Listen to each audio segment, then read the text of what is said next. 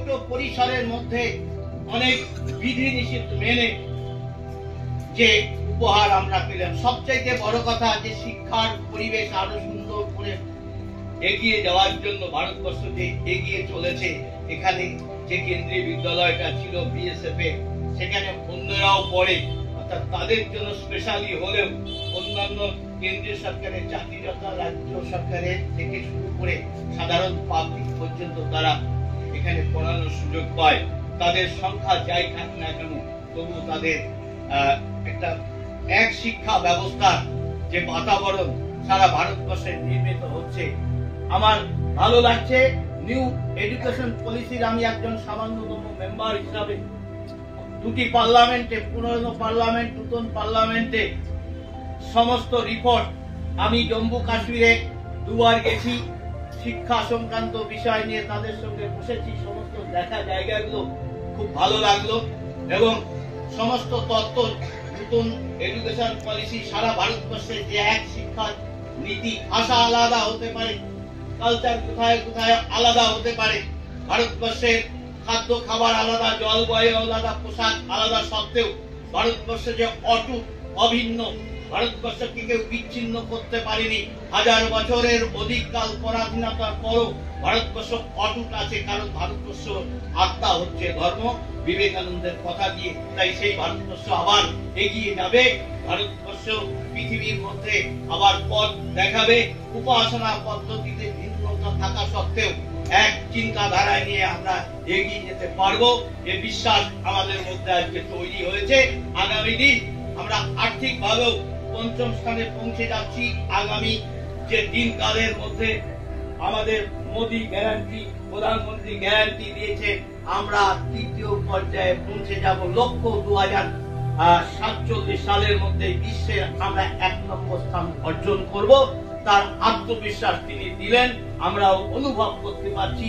এই বিশ্বাস নিয়ে আমরা বাড়ি গিয়ে আমরা সকলে সবকা সাথ, সবকা বিকাশ, সবকা বিশ্বাস, সবকা প্রয়াস, আমরা প্রয়াসী হব, এই বলেই আমি আমার বক্তব্য শেষ করছি।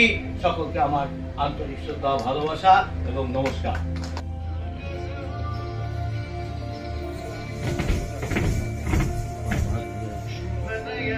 That's good to go.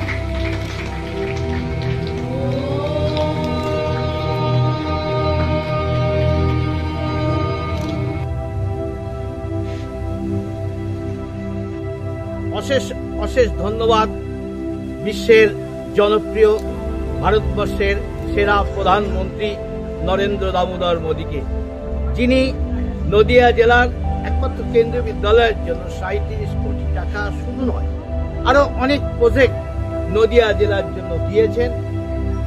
Rail থেকে শুরু করে বিভিন্ন খাতে তিনি উন্নয়ন করছেন। তাই এখানে যেমন একটি বিকশিত ভারতের ন্যূনতম একটা নিদর্শন হলো 25 তারিখ কল্যাণীতে এইমস চালু করা হবে, 26 তারিখ গেদে প্ল্যাটফর্ম আন্তর্জাতিক সীমানায় তার উন্নতি প্রকল্পের কাজ শুরু হবে। তিনটি জায়গাতেই প্রধানমন্ত্রী যে ভার্চুয়াল মাধ্যমে প্রোগ্রাম করছেন, আমারও ভালো লাগছে। সেই প্রোগ্রামে আমি নিজেকে থাকবো।